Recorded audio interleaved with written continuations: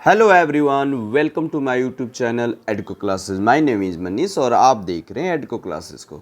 दोस्तों, आज का वीडियो काफ़ी ज़्यादा इम्पॉर्टेंट होने जा रहा है क्योंकि इसमें मैं आज डिस्कस करने जा रहा हूँ EMRS TGT इंग्लिश की सिलेबस को, जिसका फर्स्ट पार्ट आज मैं डिस्कस करूँगा। मोस्ट फेमस एंड पिक्यूलियर्स और most prominent writers, dramatist, sonnets writer जिनका नाम था विलियम शेक्सपियर की जो वर्क्स है उसको डिस्कस करेंगे। उनकी इम्पॉर्टेंट फैक्ट्स, उनके लाइफ से रिलेटेड फैक्ट को डिस्कस करेंगे। विलियम शेक्सपियर की लिखी प्ले को डिस्कस करेंगे और किस प्ले में कौन सी लाइन इम्पॉर्टेंट रोल प्ले करता है, कौन से कोटेशन, कौन से कोट को एग्ज़ाम्स में पूछी जाती है, उन सारी चीज़ों को डिस्कस करेंगे। और मेन कैरेक्टर विलियम शेक्सपियर ने अपने ड्रामा में, अपने प्ले में बहुत सारे कैरेक्टर को लिया है, उन सारे कैरेक्टर को भी हम लोग डिस्कस करेंगे जो एग्ज़ाम्स के पॉइंट ऑफ व्यू से काफ़ी ज़्यादा इम्पॉर्टेंट होने वाला है। और उन पॉपुलर लाइंस को भी डिस्कस करेंगे जो आपके लिए हेल्पफुल होगा। MCQ तो डिस्कस करेंगे ही लास्ट में, लेकिन सारा कुछ मैं एक वीडियो में डिस्कस नहीं करूंगा दोस्तों, क्योंकि वीडियो हो जाएगी लेंदी। इसलिए मैं पार्ट बाय पार्ट वीडियो को डिस्कस करूंगा। बने रहे मेरे साथ। अगर मेरे चैनल पर आप नए हैं तो चैनल को सब्सक्राइब कर लीजिए और दोस्तों के साथ शेयर कर दीजिए, क्योंकि आज से स्टार्ट करने जा रहा हूँ EMRS का TGT इंग्लिश की सिलेबस को। तो सबसे पहले हम डिस्कस करेंगे इम्पॉर्टेंट फैक्ट को कि क्या क्या इम्पॉर्टेंट फैक्ट है। दोस्तों, अगर आपको विलियम शेक्सपियर के बारे में जाननी है तो सबसे पहले आपको जानना है कि उनका ही वॉज बॉर्न ऑन 23 अप्रैल 1564। उनकी जन्म 23 अप्रैल 1564 को हुई थी, पहला पॉइंट। और इन्हें बैप्टाइज्ड किया गया था Holy Trinity Church Stratford upon Avon में 26 अप्रैल 1564 को। तो कहने का मतलब ये हुआ कि ये बैप्टाइज्ड मतलब जो जन्म 23 अप्रैल को होता है, लेकिन बैप्टाइज्ड है क्रिश्चियन में, एक रिलीजन्स क्रिश्चियन में मतलब एक रूल्स, टर्म्स एंड कंडीशन है, जो भी हो उनका एक मेथड होती होगी, ठीक है ना। तो आगे हम बात करेंगे कि स्ट्रैटफोर्ड एंड एवन जो था ये मेन टाउन था, main town of the district था स्ट्रैटफोर्ड ऑन एवन। ओके, तो नेक्स्ट इनकी डेथ की अगर हम बात करें तो डेथ इनकी हुई थी 23 अप्रैल को ही। कब? तो 1616 को। तो 1616 को इनका डेथ हुआ था और 1564 की इनकी जन्म हुई थी। चलो आगे देखते हैं। इनके फादर का नाम अगर हम बात करें तो जॉन शेक्सपियर था, जो एक कॉर्न व्यापारी थे। लेदर, मीट, इंस, एग्रीकल्चरल प्रोडक्ट से रिलेटेड सारी चीज़ें बेचते थे। तो यानी ये एक ट्रेडर्स थे, ठीक है। इनकी अगर मम्मा का नाम बात करें तो इनकी माँ का नाम मैरी एडन था। Mary Arden was the mother of William Shakespeare.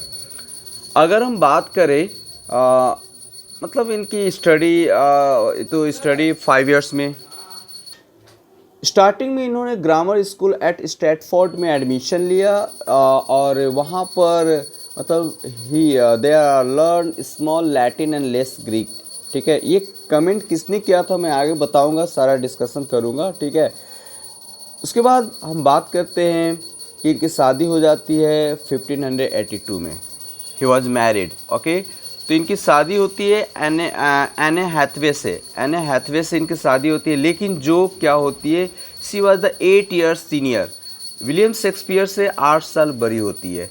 Shakespeare had the first child, William Shakespeare का पहला बच्चा जन्म लेता है आफ्टर 6 मंथ, शादी के 6 महीने के बाद ही जन्म ले लेता है, ओके। उसके बाद अगर हम बात करें, विलियम शेक्सपियर ने बहुत सारा प्ले लिखा, बहुत सारा सोनेट लिखा।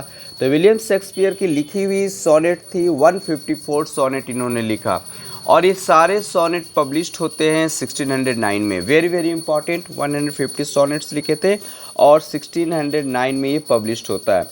जो फर्स्ट जो सोनेट का जो ग्रुप था 1 से लेकर 126 तक, इसको द फेयर यूथ करके पब्लिश्ड की गई थी। मतलब इस ग्रुप के सोनेट को एड्रेस किया गया था 1 से लेकर 26 जो सोनेट थे नंबर, ये इसको एड्रेस की गई थी a young man with whom the poet has deep friendship. A young man को यानी जब फर्स्ट ग्रुप जो था 1 से लेकर 126 ये यंग मैन को एड्रेस की गई थी। बाकी 127 से लेकर 152 तक सोनेट जो था वो एड्रेस डार्क लेडी को किया गया था, dark lady.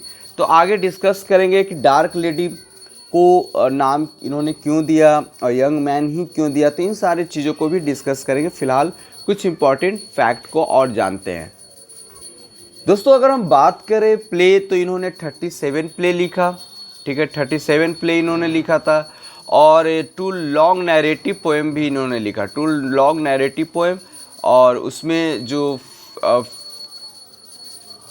Few other versus था। अगर इनकी मतलब ऑक्यूपेशन की बात करें तो ऑक्यूपेशन जो था विलियम शेक्सपियर, सिंपल सी बात, play right, he was the play right, poet and actor.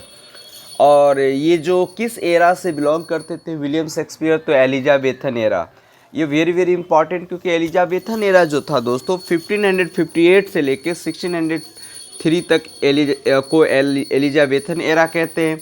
और 1603 से लेकर 1625 को जैकोबियन एज कहते हैं, जैकोबियन एरा। तो एलिजाबेथ और जैकोबियन एरा में ये बिलोंग करते थे। इनकी डेथ तो हो गई थी 1616 में, लेकिन जो जैकोबियन एरा था वो 1625 तक चलता है।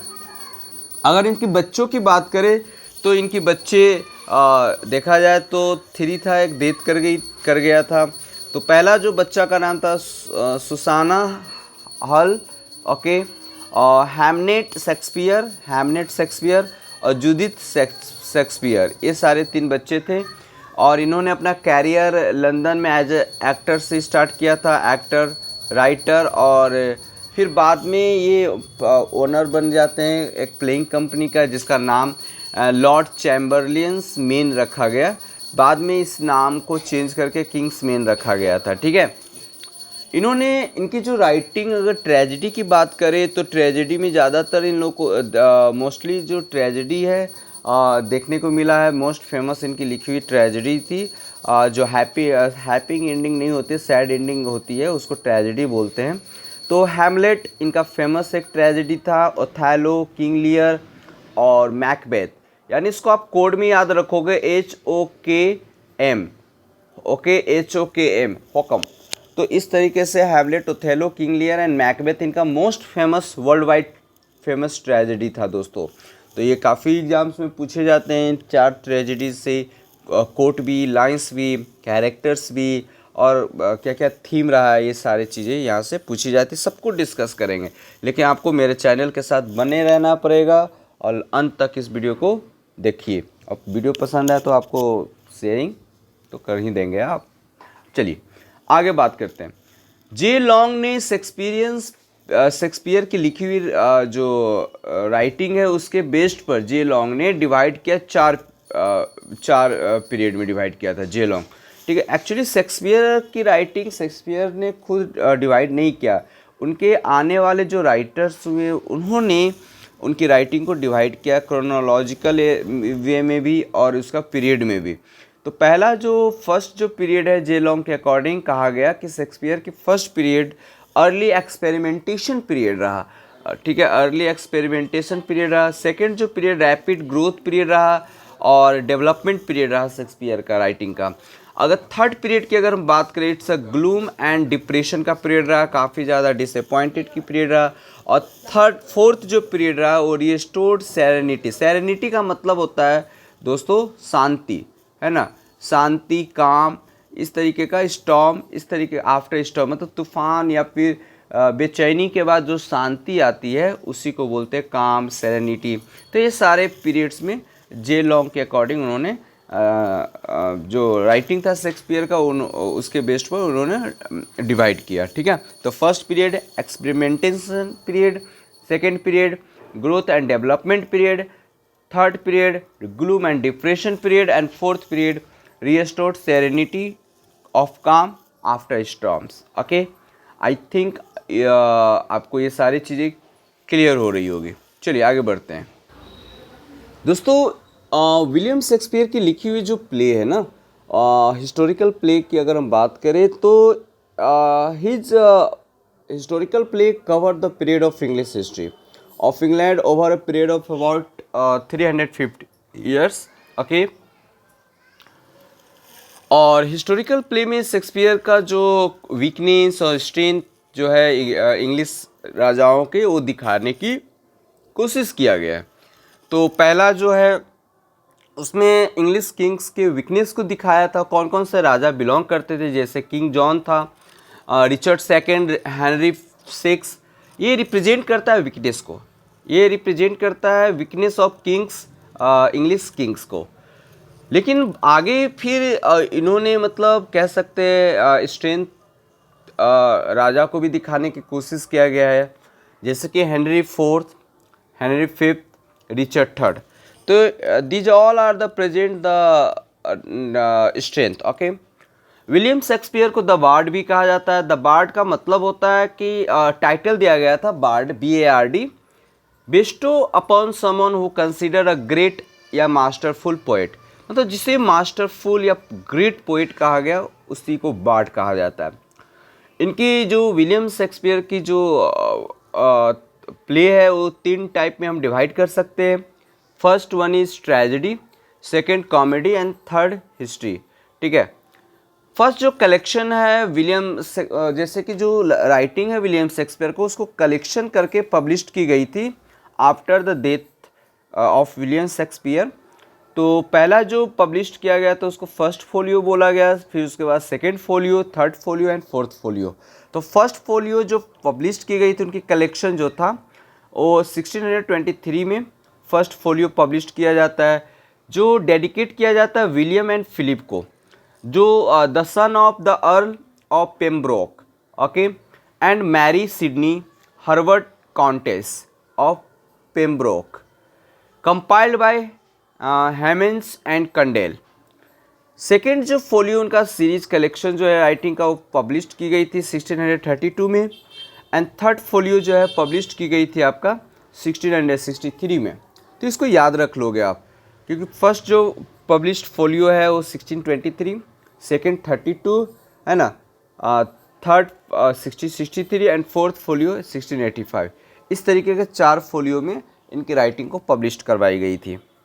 दोस्तों यहाँ पर हम आपको बात करेंगे कि फर्स्ट फोलियो में जो पब्लिश्ड हुई थी उन सारे शेक्सपियर की वर्क्स को हम यहाँ पर आपको बताएंगे और डेट भी बताएंगे। तो 15 सब चलिए देखते हैं इसको। 1590 से 91 में हेनरी सिक्स की पार्ट सेकेंड पब्लिश की गई थी, और हेनरी सिक्स का ही पार्ट थर्ड पब्लिश किया गया था। ठीक है, 1590 टू 91 में। 91 टू 92 की अगर हम बात करें तो हेनरी सिक्स पार्ट 1 जो लिखा गया, ये डेट जो मैं बता रहा हूँ ये लिखी गई है यहाँ, इस टाइम में लिखा गया है विलियम शेक्सपियर के द्वारा, और ये बाद में जो पब्लिश किया गया है वो 1623 फर्स्ट फोलियो में। ठीक है, हेनरी सिक्स पार्ट 1 लिखी गई थी 91 टू 92 में विलियम शेक्सपियर के द्वारा। 1592 से 93 में रिचर्ड थर्ड और कॉमेडी ऑफ एरर्स लिखा गया।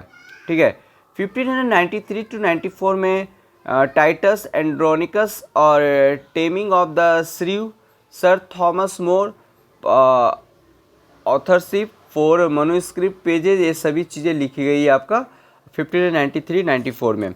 94-95 में लिखी गई थी two gentleman of Verona, love's labour's lost, Romeo and Juliet, Edward third. ठीक है, ये सारी चीज़ लिखी गई थी 1594 और 95 में। इन सारे को कलेक्शन की पब्लिश करवाई गई थी 1623 में। ये आप इसकी स्क्रीनशॉट ले सकते हो। ठीक है, 1595 टू 96 में रिचर्ड सेकंड को लिखा गया। मिड समर नाइट ड्रीम्स लिखी गई थी, very very important. Mid summer night dreams जो था विलियम शेक्सपियर की अच्छी लिखी हुई प्ले थी। ठीक है, उसके बाद हम बात करें 1596 टू 97 में Kings John merchant of Venice लिखा गया। लव्स लेवर वोन लिखी गई, नॉट एक्सटेंड बिफोर 1592। 1597 टू 98 में हेनरी फोर पार्ट फर्स्ट को लिखा गया, और हेनरी फोर्थ का पार्ट सेकेंड भी लिखा गया इसी टाइम में। 98-99 में much ado about nothing Henry 5 भी लिखी गई। 1599 और 1600 में Julius Caesar as you like it लिखा गया, वेरी वेरी इंपॉर्टेंट प्ले। 1600 टू 1601 में हैमलेट लिखी गई, twelfth night, it's a very important. Hamlet and twelfth night, Hamlet का मतलब होता है एक छोटी सी विलेज गांव। उसके बाद 1601 में जो है विलियम शेक्सपियर की लिखी हुई जो राइटिंग थी 61 से लेके 1602 में ट्रायलस एंड क्रेसिडिया, ओके, क्रेसिडिया, ओके। 1602 और 1603 में ऑल्स वेल दैट एंड्स वेल, है ना, अंत भला तो सब भला वाला कंडीशन प्रभाव लिखी गई थी एक्चुअली इन्हीं के द्वारा। 1604 to 1605 measures for measures, Othello भी वेरी इंपॉर्टेंट ट्रेजेडी जो था ओथेलो लिखी गई थी 1604 टू 1605 में। 1605 टू 1606 में लिखी गई थी मैकबेथ और King Lear, wow so nice, Macbeth and King Lear भी लिखी गई थी 1605 टू 1606 में। 1606 से 1607 देखा जाए एंटोनी एंड सियोपाट्रा और पेरिक्लेस लिखी गई थी। उसके बाद 1607 टू 1608 में आया था Coriolanus and Timon of Athens. 1609 to 10 में कैम्बरलाइन लिखी गई थी। फिर उसके बाद 1610 टू 11 में अगर देखा जाए तो आपका द विंटर्स टेल लिखी गई थी। 1611 और 12 में टेम्पस्ट लिखा गया। उसके बाद हम अगर बात करें तो हेनरी 1612 से 1613 में Henry 8 two noble kinsmen Cardenio not extant a play the double falsehood 1727 was written by Theobald, who claimed that it was based on the manuscript copy of Cardenio by Shakespeare. A play Cardenio was produced by Shakespeare's company in 1630. 15 poem की अगर हम बात करें तो poems में का collection publish हुआ था इसमें फर्स्ट फोलियो में 1623 में। 1593 की लिखी poem Venus and Adonis, okay. 1594 में द रेप ऑफ ल्यूक्रेस लिखा गया, है ना। 1599 में the passionate pilgrim contains versions of some sonnet by William Shakespeare. उसके बाद 1601 की अगर हम बात करें तो phoenix and the turtle printed in anthology called love's martyr, ये सभी चीज़ लिखी गई थी। उसके बाद 1609 में पब्लिश हुआ था सोनेट, ठीक है। तो इस तरीके से ये जो फर्स्ट वॉल्यूम में पब्लिश्ड हुई वर्क्स को मैंने आपको एक्सप्लेन किया। तो आई होप ये वीडियो आपको अच्छी लगी होगी, आपके लिए काफ़ी ज़्यादा इन्फॉर्मेटिव हुआ होगा। तो नेक्स्ट पार्ट के साथ विलियम शेक्सपियर का कुछ और वर्क्स के बारे में हम डिस्कस करेंगे, इंपॉर्टेंट पॉइंट को डिस्कस करेंगे। बने रहे मेरे साथ, तो सारा EMRS के एग्ज़ाम्स के पॉइंट ऑफ व्यू से रहेगा। और जो भी एग्ज़ाम्स के आप प्रिपरेशन करते हैं इंग्लिश लिटरेचर्स के लिए, तो वहाँ अभी यहाँ से क्वेश्चंस काफ़ी भर से पूछे जाते हैं। तो keep learning, keep practising, start अपना जारी रखिए, ओके। तो नेक्स्ट वीडियो के साथ मिलते हैं, तब तक के लिए जय हिंद दोस्तों।